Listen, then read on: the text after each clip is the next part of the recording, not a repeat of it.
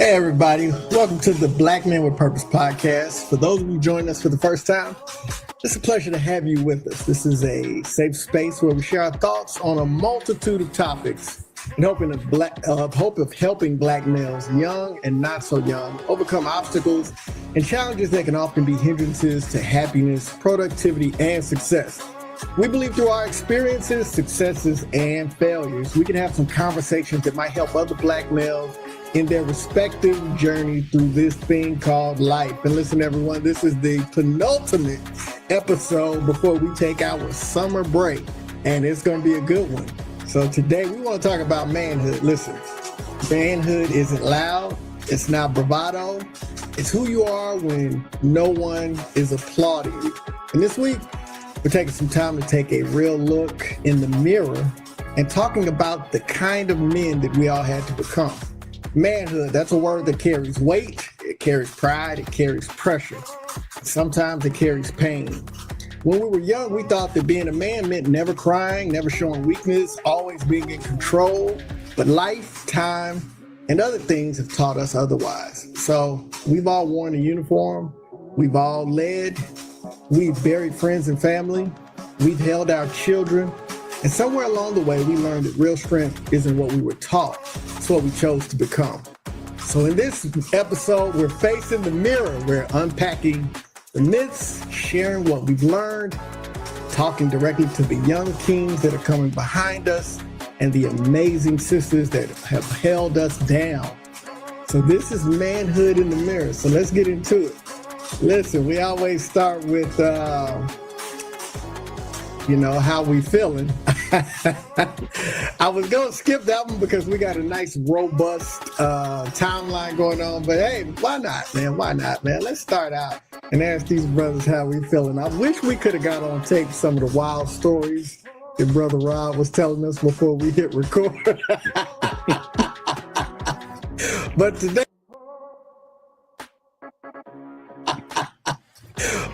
let's start with Brother Ray. Let's start with Brother Ray. Brother Ray, how you feeling, man? Brothers, it's good to be with y'all again. I'm gonna keep it short. I'm about 50-50. As you guys know, I've been dealing with some personal issues, and there's some things I found out that I didn't expect to find out at 57 years old. I'm not going to get into it on this episode, but I'm sure it's going to come up when we come back from our break. And I think I'll be more ready to talk about it then. But it has been, I'm about 50-50. It's been a challenge. Again, there was things I just did not expect to ever find out, but what has happened. It's not a completely bad thing, but it's not a completely good thing either, but just dealing with my own thoughts, and then it's funny, John, that you had mentioned, how we are as men. I've been struggling with personally with, I always felt like my job was to be the protector, especially now as a patriarch of my family. I'm the oldest living butler male. And there's some issues, the issues that are going on that just feel like, there's some hurt that's going around. And I'm trying not to be discouraged because I feel like, there's nothing I can do to protect my loved ones or, take away the hurt from my loved ones, but it still doesn't feel any less bad. But I'm human. We're all human, and the situation that I find myself in, it was caused by a human being, and I'm trying not to be upset with that person, and I'm finding it in my heart to forgive, and then again, just trying to make sure that I support my family as best as I can, But so I'll leave it there, bro. Like I said, I'll talk about it later on in the season. But right now I'm 50-50. So I don't know who would like to jump in next. Man, I think we're gonna show the fact that we real men and show some robust love for our brother Ray. Look at me with my new effects. Yeah, we manly men. I got on pink. Talking about, man. All right, brother Rod, how you feeling? Great. I'm above dirt. It's a good day. You know, for me, one of my favorite words is perspective. And yeah, I just try to keep it all in perspective every day, realize things are going to continue to happen all around us. A lot of craziness going on in the world. The one thing that, I've learned is that, I get to control my response to it. So finding that center place, keeping things in perspective, I think helps me to approach whatever thing that is brought to me on any given day with a certain level of perspective. So I'm feeling great. We always glad to hear that. Dr. B, how you feeling? I'm so glad we're talking about this manhood for the month of June, Men's Health Month. And brothers, once you hit around 30, 35, you need to get you a primary care physician and start getting yourself checked out. I know in times past, that was one of the things, growing up, it was like, hey, as long as you feel good, you don't need to go to the doctor. But as we find out, as we get older, there are things that you don't take care of. We'll have you check out of here earlier. So I'm just glad that it's Men's Health Month, and not just your physical health, but your mental health as well. Your discipline of who you are as a man all takes part. So yeah, I'm glad it's Men's Health Month, and I'm looking forward to this episode and the month of June, getting ourselves together.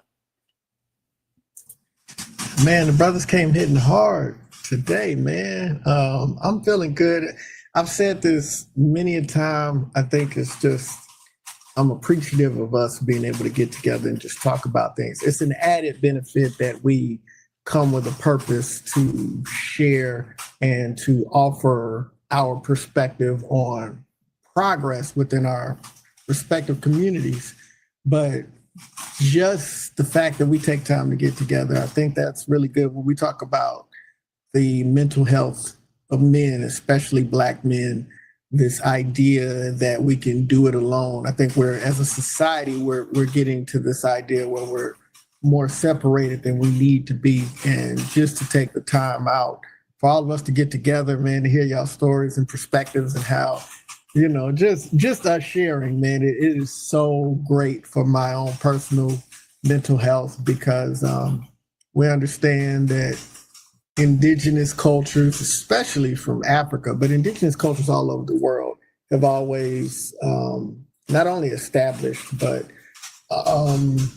has made it a priority for us to seek community and to do things as a community. And so I'm proud and I'm blessed and I'm grateful that we've come together as a community. We've been a community for a long time, because we've known each other all for a long, long time. I mean, I'm the baby of the group, and I done known all of y'all for well over 20 years. So, I think it's just a blessing. So I'm feeling grateful. Lots to talk about. We're talking about manhood in the mirror. We're looking at the reflections, not only of our own manhood, but our journeys in manhood.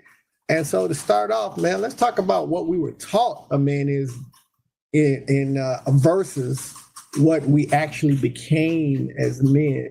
And, just some reflections from each one of us on how we saw manhood modeled as children or in our community, and what we had to do, what we had to, the journeys that we had to go on to become men. And I'll start. I was making jokes early on. I was talking with Rod and Ray before Dr. B got on, and I was making jokes about, man, my dad, man, he was not with supporting, doing anything. My man was out, right? So like growing up, I didn't see, and it was crazy because so I grew up on my mother's side of the family, obviously, because with my dad being out the picture, his side of the family, I saw them from time to time. They didn't live far away, but they did not go out of their way to be a part of my life. If I came around there, they deal with me, but if I didn't come around, they didn't come looking for me.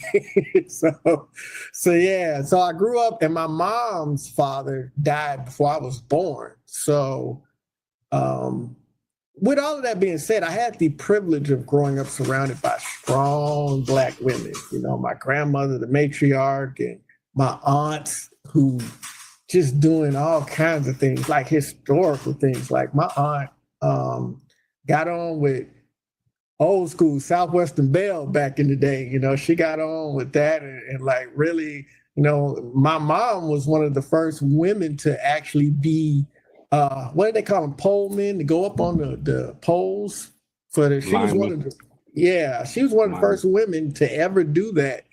And so like I got to see all of these strong women, but one of the problems that came with that is that I had some very one-dimensional views of what it meant to be a man. I saw men that just came around, treated women as objects. The dudes that was popular in my neighborhood, they were either, in some type of criminal organization, or they were players, or, it was very one-dimensional. And it took a while for me to kind of really gain an understanding of what a man, can be when you have all of these dimensions. And, like you think, when I think about all of the things that it took, just going through life, having people, pour into me, joining the military, my son being born, that experience where, you're like, oh my God, like my heart is actually walking around outside of me. Like it's crazy. And just all of these things. And I still feel like I'm growing as a man, but I realized that as a man, you are someone who is able to step up and be in the moment what is necessary on one end. So I recognize that nurture isn't just something for women, because as a single father, I've had to learn nurture with my own son. But not only that, but one of the things that in recent history I've been learning is the freedom to be the kind of man that comes natural to you. There was a trend going on social media, and it was Black men frolicking. And it was just some brothers just running around in a field, smiling and happy. And it was like, Black men don't get to frolic. So they run around in the field and jump in the grass and just allow our inner child, and especially men from our generation. We really early on in our lives had to step up, and not just because it was a family issue, but it's because of the society that we live in that it required us to be men. So with that in mind, I want to ask y'all brothers, what's one myth about being a man that you had to unlearn? Let me pass it over to Brother Rod. Yeah, I appreciate that, man. Wow. As you were talking, I was just thinking about, my experience and, what was modeled for me in my childhood and, within my community. And so quite honestly, just weren't a lot of men around. I mean, literally, 70% of the households, within a mile radius of where I lived, there was no father, no dad there. You know, I mean, like you said, you know, you would see dudes coming and going from time to time, but there was no dad there every day, you know, uh, establishing the standard, you know, setting the rules, you know, keeping people safe. You know, I remember the projects that I lived in as a young lad, and you know, we lived on the 10th floor, and you know, we would go to the grocery store and come back. You know, I had to help my mother get stuff upstairs because the elevator was never working. You know, you never knew what you were going to encounter in the stairwells because I would imagine it was probably guys, hopefully young boys and not grown men, you know, constantly breaking the lights in the stairwell, you know, so that it would be dark later on in the night. I mean, it's just, you know, so those types of things. So for me, I would just say that, you know, absent of seeing manhood modeled, one of the things that, you know, that my mother did, and I forever will cherish her for doing this for me. You know, since my dad uh, passed when I was a toddler, 22 months, so I never got to know him. But the one thing my mother did was always talk to me about how amazing a man he was. And she would really kind of pour into me what life would have looked like had he lived. And, you know, I don't know about you brothers, but I would tell you, man, uh, just to have that to reflect upon did a couple things for me. One, it it gave me a tremendous amount of respect for my mother when I realized that, oh yeah, she's trying to do the job of two parents. And so knowing the kind of man that my father was, just from a young boy, I could always remember, well, what would my dad want me to do? How would my dad want me to act? How would he want me to respond? You know, uh, what can I do today that would have made my dad proud? I mean, literally, you know, as though it was yesterday, man. I think about that. And that was the one thing I think that kept me focused in the midst of a lot of chaos. You know, I grew up in the era in North Philadelphia where there were a lot of gang wars. So on any given day, you didn't know what was going to jump off. So on one hand, you know, my mom stood the gap, and I certainly appreciated that. Uh, and you know, unfortunately, I just didn't see a lot else being modeled for me. Just the, you know, the experiences of what, you know, friends and people I know in the neighborhood, you know, went through. But like me, they didn't have a dad in the house either. You know, mine is because my dad passed. Either way, is the same situation. So, so yeah, so it was just a lot of things, you know, I had to learn on my own, figure out, you know, never anyone to teach me how to mow the grass or fix a car, you know, or those things that, you know, I think probably a lot of, you know, boys wish they had an opportunity to do with their dads. And so I think that it also instilled in me that, you know, when I became a dad, you know, I wanted to be the best I possibly could and to be there to, you know, support my kids no matter what. So I attempted to do that, but yeah, but that's kind of what was modeled for me, what wasn't modeled for me, the why of it all, and I think some of the goodness that came out of that, because you know I could have easily done something different, but it helped me get real focused, because every day I thought about what could I do to make my dad proud.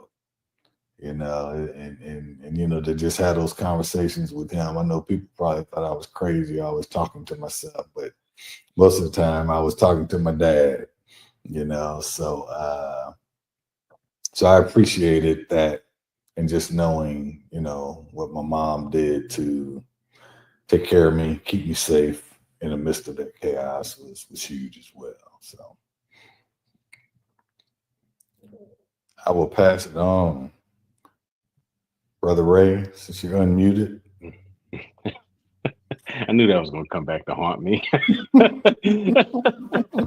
Before I get started though, bro, Rod, I'm gonna speak for everybody here. Your dad would be extremely proud of who you are, the man that you are, because again, brother, you have been a great example to us, as a leader and as a man. So your father is extremely proud of you.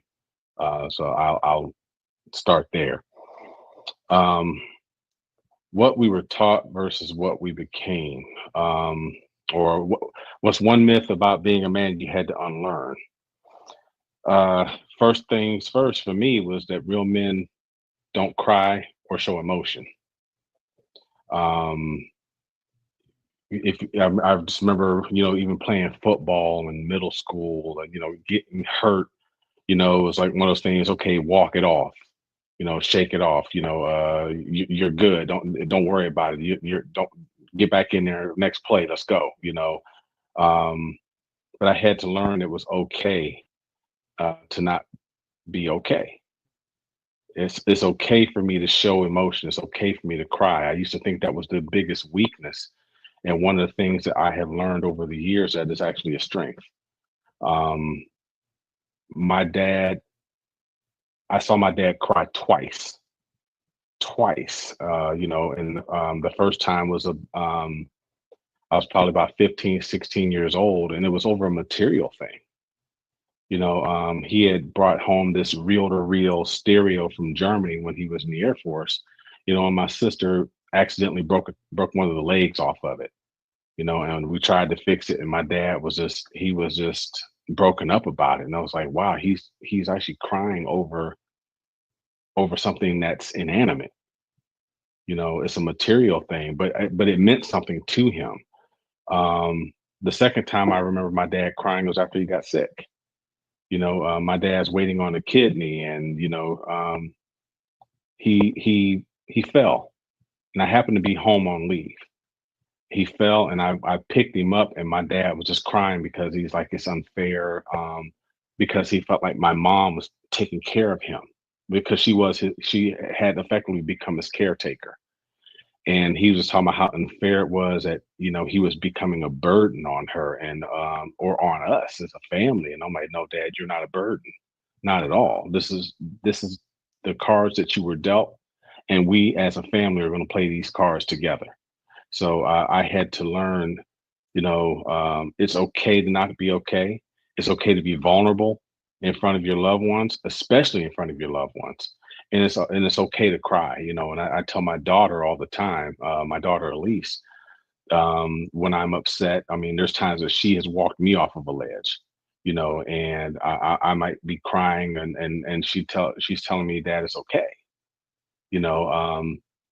She gave me a Father's Day, my first Father's Day gift 2 years ago. And brothers, I sat there in my chair and I cried uncontrollably, for a good 10 minutes, because only thing I ever wanted to be was a good dad. And for her to give me a Father's Day gift on Father's Day for the first time when she was in her 20s, it just meant the world to me. And I'm like, okay, I must be doing something right. because it literally said world's greatest dad. And that broke me, but I'm like, if I can't cry in front of you, who can I cry in front of? Because again, it's okay for women to see their men cry, or their daughters to see their fathers cry. It's okay. We are human. We're not Superman. We're not superhuman. We're not invulnerable. So that was the one big thing that I really had to unlearn, that it's okay to not be okay, no matter what the situation is, and it's okay to cry and show emotion, especially in front of your loved ones.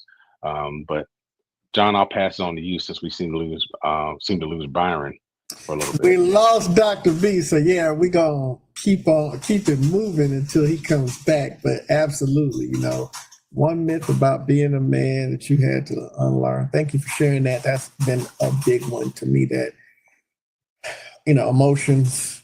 And for me, I can't blame that on anybody specific, because I remember getting whoopings from my mom and be sitting there crying, and she'd be like, "Stop all that crying before I give you something to cry about." Which is the craziest thing, because I'm like, you just beat me like I stole something. What you mean give me something? What else can you do to me? But early on, we learn stuff like that. We learn military bearing and things like that. So I think that's a great place to transition into the Air Force lessons that we all learned, that that helped us to transform into real world manhood. So how the military shaped our views on leadership, on brotherhood, on emotion, and what it really means to have duty as a man. And looks like Dr. B is trying to get on there, but his camera ain't on, so I don't know if I should let him on stage, because he just got there you go. I don't know if you heard what we said, but brother Dr. B, why don't you tell us, man, how the lessons you learned in your time in the Air Force shaped how you view real world manhood? Oh, I ain't learned nothing in the Air Force. I ain't learned nothing in the Air Force. One of the things I will say, like my mom used to say, you can learn just as much what not to do as you can what to do. And so I think my time in the Air Force, I learned a lot about what not to do to be a better man. And I say my Air Force experience was bad, but what I did learn was that you don't always have to speak up for every injustice. That sometimes things are going to take care of itself. And sometimes you can talk your way out of a blessing, or you can talk your way out of your promotion. You can talk your way out of your opportunity because you may speak up too soon. Sometimes my dad used to say, just sit back and be quiet. They'll never know you don't know what you're talking about until you open up your mouth. So, so as far as my time in the Air Force, I learned how to, you don't always have to be the rah-rah cheerleader all the time. Sometimes you just got to sit back and let your character speak for itself. And so that's what I would say, that's what I learned mostly about my time in the Air Force, that your character will take you into rooms that you've never stepped in personally. So yeah, that's for sure. And far as like my dad was one of these, I was fortunate that I did have a dad. My dad was one of these, it's all about getting stuff done. I don't want to hear no excuses. Let's get it done, so but at the same time, because where he grew up in the South and coming up to the North, and he was trying to leave what he experienced in the South behind him growing up, in the 40s and 50s in the South. It wasn't pretty for a black man back then. So, especially in Alabama. So coming up north, which a lot of people did in my community, we had a lot of fathers that spent time in the South and came up to north and wanted a better life. But at the same time, it was all about let's handle business. And for them, you know, sometimes watching us play baseball, basketball, football, or whatever, that wasn't business to them. You know what I'm saying? That wasn't business to them. I need you to get ready to actually hit these streets to get a job, be a man, or whatever. So to Rod's point about, you know, trying to be there to support your children, I know for me, that's one thing I try to do that's a little bit different than what my dad did. Like my dad, I'm not going to say my dad wasn't provided, because he was, but at the same time, you know, he wasn't like a supporter of outside of just getting the job done. And so what I try to do is, you know, give my kids a little bit of leeway, and you know, whatever their dreams are, let's try to support them and nurture that and push them forward with their dreams, and, you know, not necessarily just put them in the box, but understand that and I get it from where my dad came from, that box was already set for them. But I think one thing too, going back to the Air Force, we did learn that we had to think a little bit different in a sense to get things done. So especially in the Guard, you know, the Guard sometimes don't follow rules like everybody else. But anyway, but yeah, they don't follow rules like everybody else. But yeah, no. So yeah, what I try to do different, as you know, from my dad, is definitely try to be there to support, you know, especially Victor and Kayla, and even my grandbaby. Try to support them in something different than, you know, just actually just putting them in the box. So I don't know who I'm holding it off to, passing it off to, but I'll you ain't got to do all that. You got to host, man. You ain't got to do all that. You ain't got to do all that. Stop adding all this extra stuff that I have to edit out later. You ain't got to do all that. Oh, man. Brother Byron jumping in there, man. He said, I'm going to have to give me some of that other part, even though I'm having technical difficulties over there, but we appreciate that. Listen, I'm split. I had to jump in here because, like Byron, on its surface, I could say that the Air Force ain't teaching me nothing, but I'd be lying because I met all of y'all. You know what I'm saying? Like, Lord, the lessons on real world manhood that I learned from the three men here and our brother that is globetrotting all over the world, Brother Dr. Kevin L. Danley.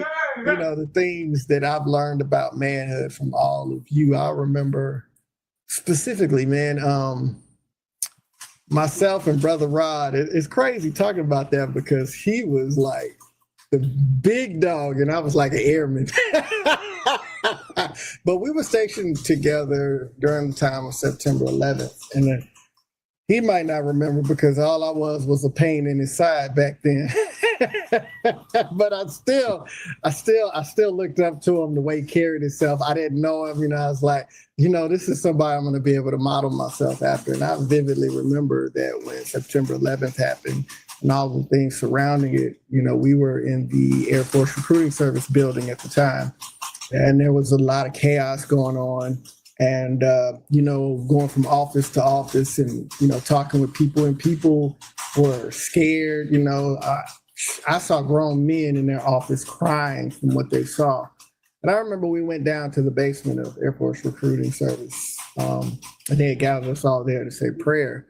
And I remember the strength and the calm that Rod had, and the way that, you know, yeah, you agree, LJ. The way that, you know, with everything going on, how he really transferred his calm, strong energy to the room, because, you know, people were really, really just, a lot of people just had never experienced, most of us had never experienced nothing like this.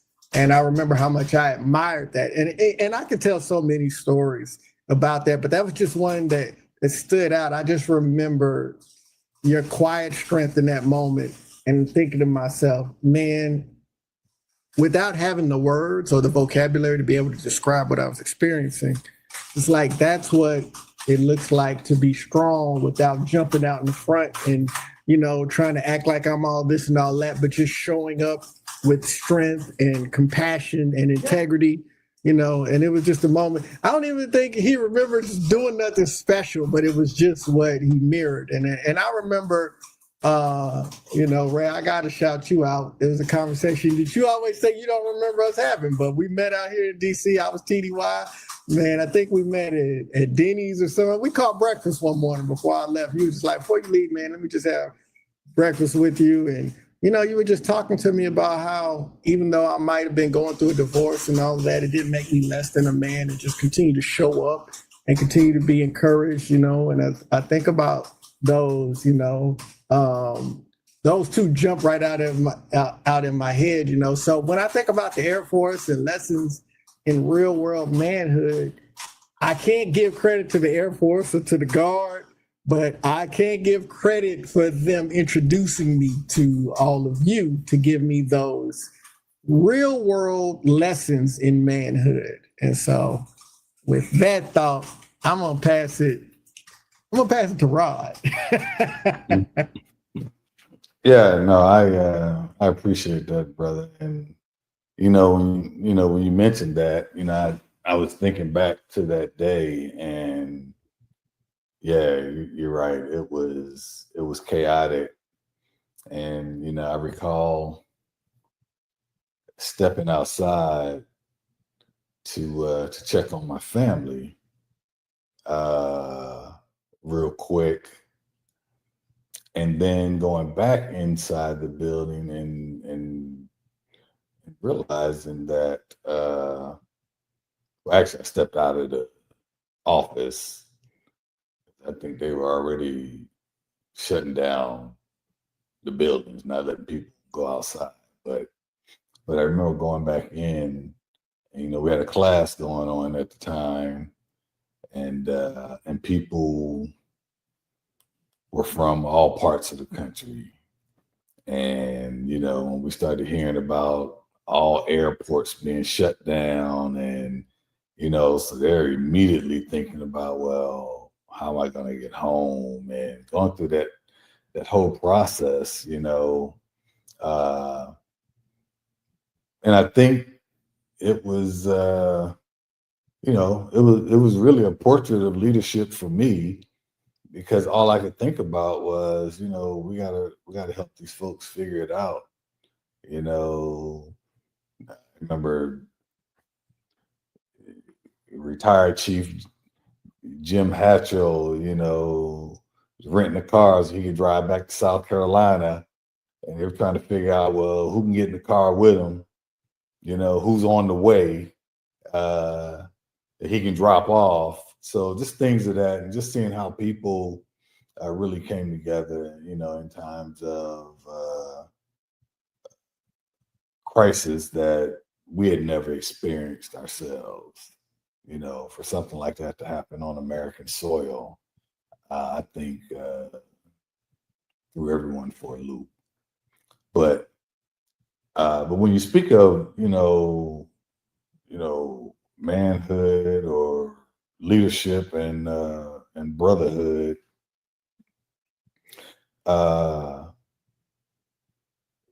it invokes in me what I really think the military did for me. I think the military provided me a stage and an opportunity to really continue to be who I was to my core, but also it gave me an opportunity to find my voice as a leader. And, so, we always talk about, and I tell you, I grew up as a committed introvert because I just was, raised as an only child, and yeah. So, I didn't have anybody to talk to or share things with. So it was, me, myself, and my thoughts all the time. However, joining, the military, just right out the gate, Hector, you're gonna be the dorm chief, and I better not have to fire you. I'm like, wow, so the dude in the big, Smokey the Bear hat, barking that at me. I'm like, okay, you know, and just instantly it reminded me of growing up in North Philly. And, you know, when gang wars would break out and the bullets would start flying, you had to find a way to have some inner peace and calmness so that you could figure out how to navigate back to your house safely. You know, that coupled with, you know, some of the what we call old heads in the neighborhood who always look out for the young boys, you know, but just knowing that that was the environment and that any given day you would have to do that, you know. So I think that helped with the inner calmness, uh, and the fact that you still had to be a decision maker even under extreme conditions. So so that was, you know, uh, the portrait and leadership for me, and then the brotherhood uh, was huge for me as well. Like I said, you know, I grew up an only child, so I've never had like a lot of friends. Uh, you know, and you know, now that I said it out loud, I'm not really sure why that was, other than the fact that I was used to being alone or a loner, and I never wanted to follow others into trouble. So it was just, you know, good for me to stay on my own, make my own decisions, and you know, whatever came from that, I'll deal with those consequences. But you know, uh, but but in the military, you know, I got a chance to meet some great brothers, you know, and you all were part of that. And I mean, you know, like even, you know, the show before we start, when we're just, you know, sitting around, you know, whether we're, you know, telling jokes or talking about the old times that we shared when we were working together, uh, that mattered to me. You know, it mattered to me then, it matters to me now. You have no idea how important that's always been for me, you know, because I've always viewed, you know, friendship and brotherhood as those that I chose. It's different than, you know, being born into a family of a bunch of, you know, siblings. Uh, but I think that those that you choose uh, to have that kind of relationship with, for me, are just as important. And you all represent that, you know, a place where, you know, I could be vulnerable, you know, and it could be okay because I know I was going to be supported, you know, and that was important to me because that's something that I didn't necessarily feel like I had when I was growing up. So being in the military and meeting you good brothers and some other brothers that I had, it was just a safe space for me.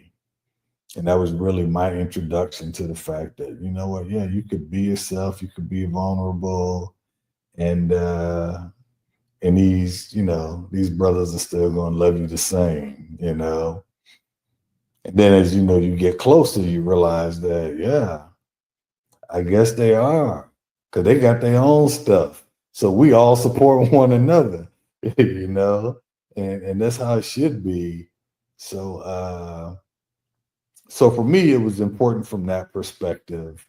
And that transcends the organization that we worked for or the stuff at work we had to deal with that we knew was foolishness or anything of that nature.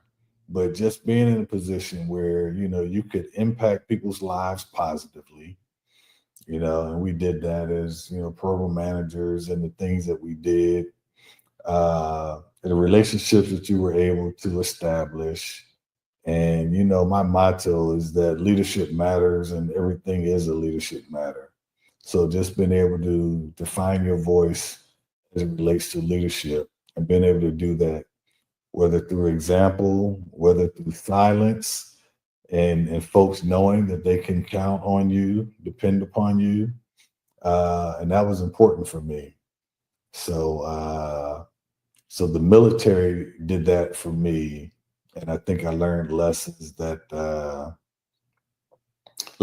and values and established standards that I don't know that I would have done had I not joined the military. So I'll turn it back over to you, brother. Appreciate you. Well, I'll go ahead and hop in here because I know it's coming to me next anyway. But I appreciate that, Rod. Um, wow. I'm gonna start out like Byron. The military didn't teach me anything. The Air Force didn't teach me anything. Uh, it did, but it didn't because a lot of the lessons that I learned in the military, I had already learned from my family, from playing, being a part of a sports team, whether it was football, basketball, baseball, on the track team, whatever it was. Um, one thing I learned about the military is that you cannot get through anything by yourself. You have to rely on others. That's the first thing that they teach you in basic training. That you can't do it by yourself. You've got to rely on those 50 some odd other strangers that are in there with you, because it's going to take all of you to get out of basic training together. You can't do it by yourself. So again, that to me, that it just ties back into being on the basketball court or on the football field or whatever. It's not like you can be 1-on-5 and win the basketball. You need your four teammates and the other people that are on the bench to come in and know their role and play their role, and you have to play your role. But one thing I will say that the Air Force did give me was accountability. And I'll say it by watching others. All of us were affected, especially in the Guard, by people who would get into a position and they would stay there until they died, or they were forced to retire. And I remember, Byron may remember, he may not. We were having a commander's call, and there was this one chief that was in the back of the room, and this man had been a chief for like 20 years in the Guard. And he was like, well, who am I holding up? And here it is, you've got us master sergeants or seniors or tech sergeants or whatever saying, well, you're holding us up because you refuse to let go. Well, and then the part that really set us off was when he said, well, it was done to me. And I'm like, are you serious? So you're going to do it to everybody else because it was done to you? And where the accountability comes in for me is, when I left Guard Bureau and went to Baltimore to be the recruiting and retention superintendent, the one thing I wanted to do was make sure I was coming in as a stranger. Everybody knew me because of my years at Guard Bureau, my 10 years at Guard Bureau, but they didn't know who I was because they didn't work with me every day. So I came in as a stranger, and two of their individuals that were there before I got there interviewed for the same job I interviewed for, but I got it. And I told him, I'm like, you know what? Now it's my job. My predecessor didn't set you guys up for success because he didn't want to retire. He was one of those people where he had to be forced to leave. And excuse me. It was my personal belief that he didn't want to train them or make sure that they had anything, their professional military education done or anything else. He didn't want them to be able to step in. My feeling was, he was like, well, if you're not ready to replace me, they can't get rid of me. And when I came in, I'm like, oh, you know what? This is my goal. My goal is to be the last person to come in from the outside, because he lets you down and I'm not going to. I want one of you to replace me. And I want to make sure that all of my folks had their professional military education done. So when it was time to get promoted, there was no questions. They could get promoted right on time. And then back to that one chief at Guard Bureau, I had the opportunity to sew on chief. through the T-Float program, because I was the recruiting and retention superintendent. You guys know, at the state level, we top out at senior master sergeant. So the ATAG, the assistant adjutant general, she wanted me to stay. The director of staff wanted me to stay, and they asked me to appeal the decision that this board had held, saying, "Okay, you've reached your career potential. You're done." And I had that T-Float in my back pocket.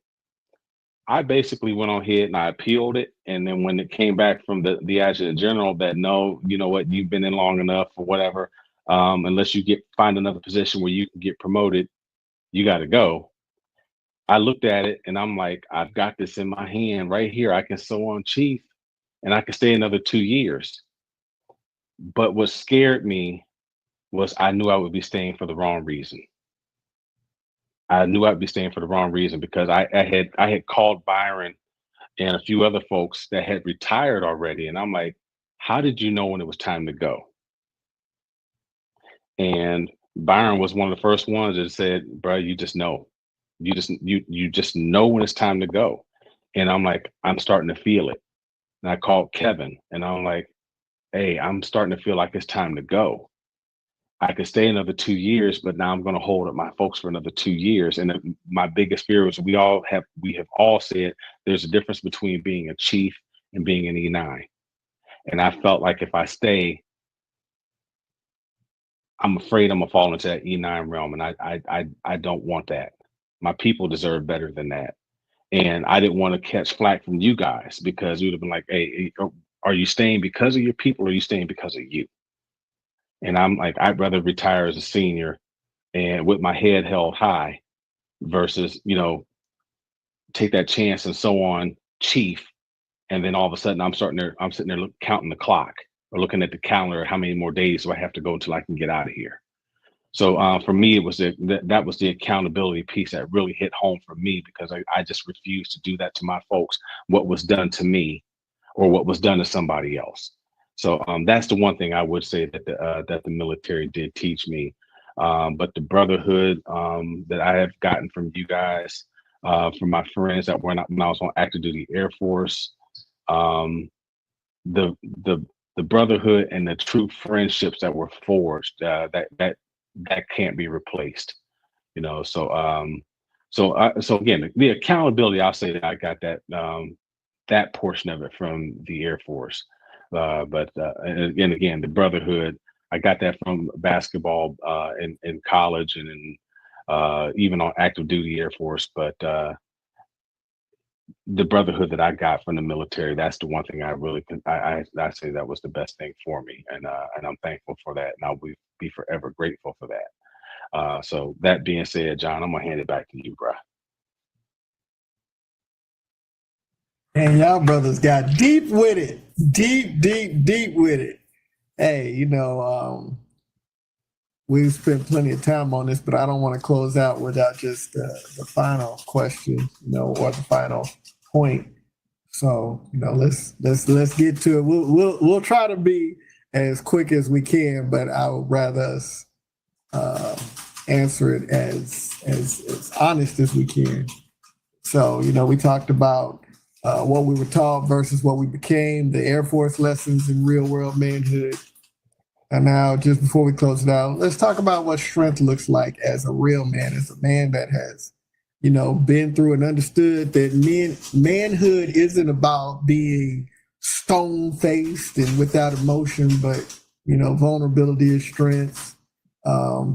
Being honest with your emotions. I ain't gonna say crying because maybe everybody on the panel ain't never cried. I have for sure, but maybe everybody, but therapy, reconciliation, and mentorship, so let's talk about what that strength looks like. And we're going to start with Dr. B.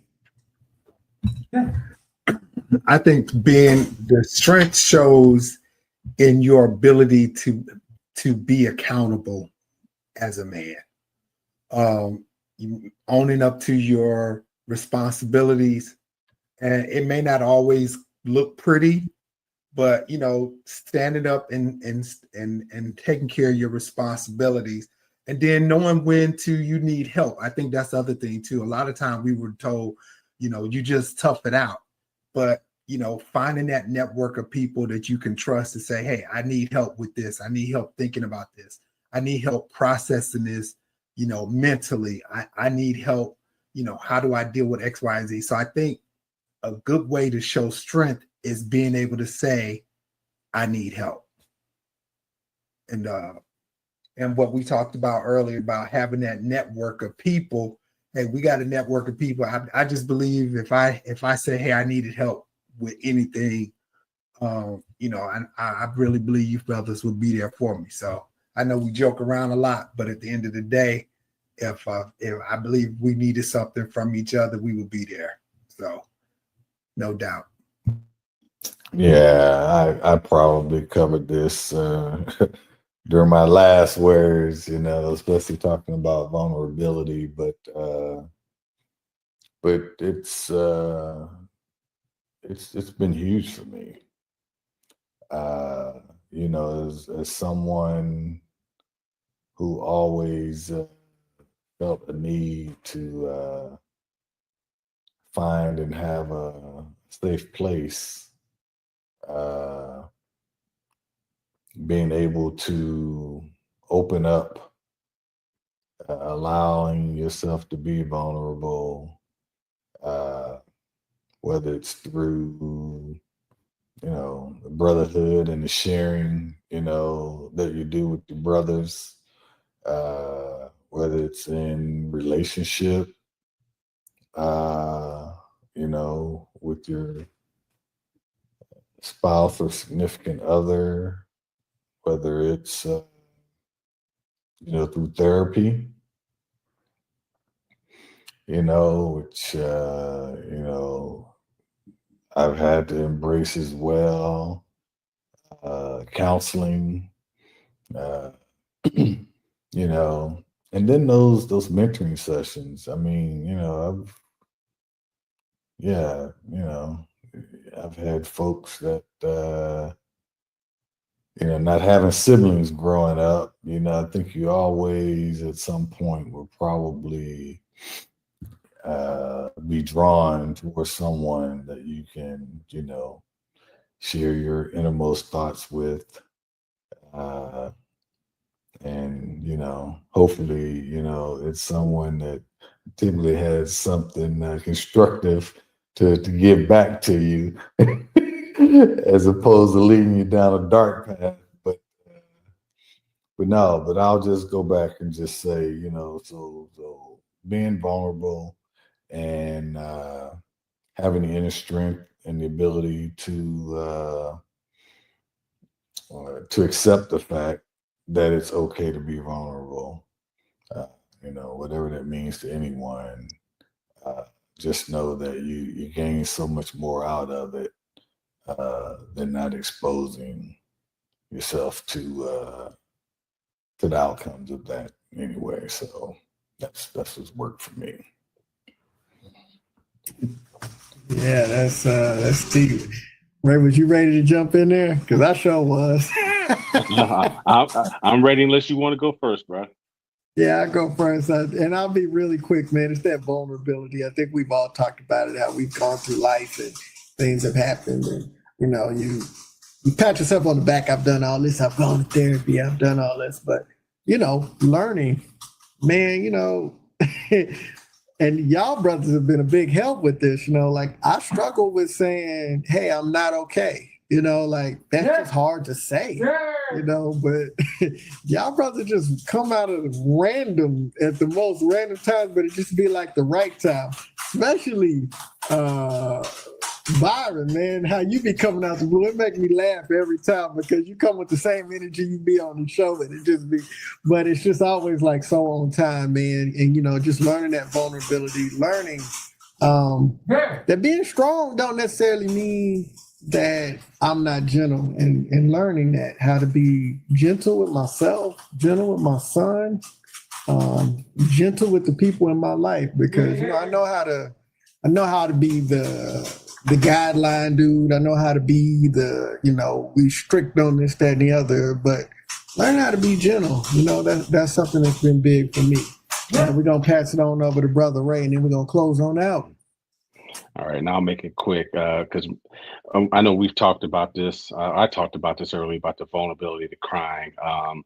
Rod's talked about the therapy. I'm still in therapy. I was in therapy yesterday. I'm going back on Friday the 13th because this issue that I'm dealing with. There's nothing wrong with it.